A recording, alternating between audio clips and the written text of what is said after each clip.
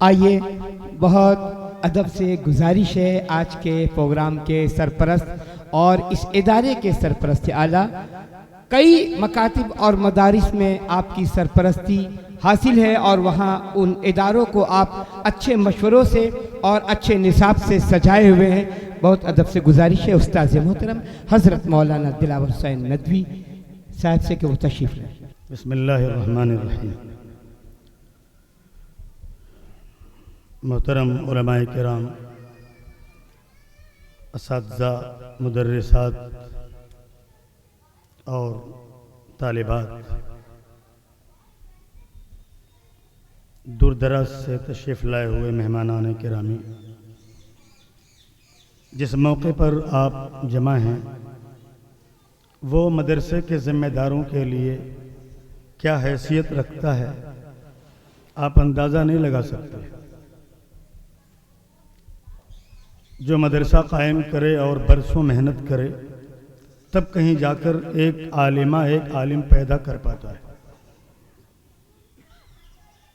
کتنے لوگوں کی محنتوں کے نتیجے میں ایک بچی آج عالمہ ہوئی ہے۔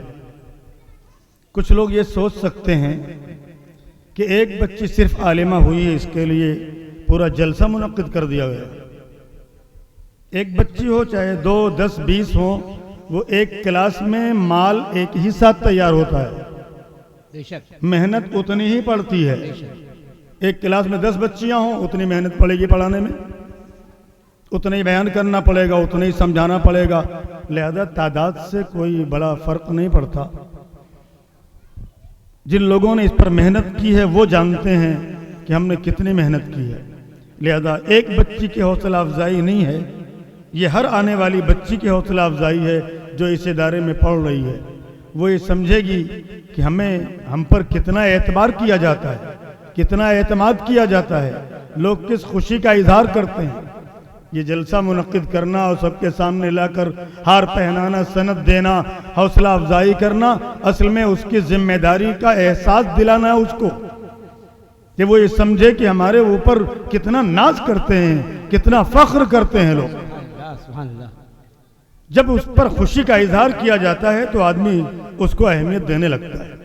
جس چیز کو ہم اہمیت نہیں دیتے لوگ بھی اس کو اہمیت نہیں دیتے۔ جن لوگوں نے محنت کی ہے وہ اہمیت نہیں دیں گے تو کون اہمیت دے گا؟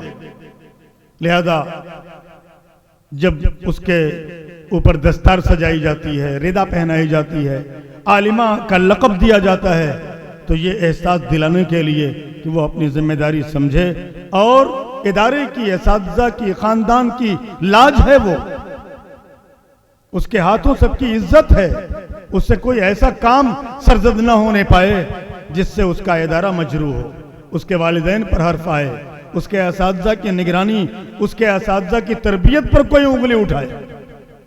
یہ سب احساس دلانے کے لیے یہ موقع سامنے لایا جاتا ہے اور حوصلہ افزائی کی جاتی ہے۔ بہرحال وہ لوگ قابل مبارکباد ہیں جن لوگوں نے اس پر محنت کی ہے۔ ابھی صبح ایک پروگرام چھوٹا سا اور ہوا تھا جس میں ہم خاص طور پر ہم شریک نہیں ہو پائے اور علماء کرام شریک تھے۔ بخاری شریف جو حدیث کی سب سے بڑی، سب سے معتبر کتاب ہے، اس کا اختتامی آخری حدیث پڑھائی گئی بچی کو اور اس کا ختم کیا گیا۔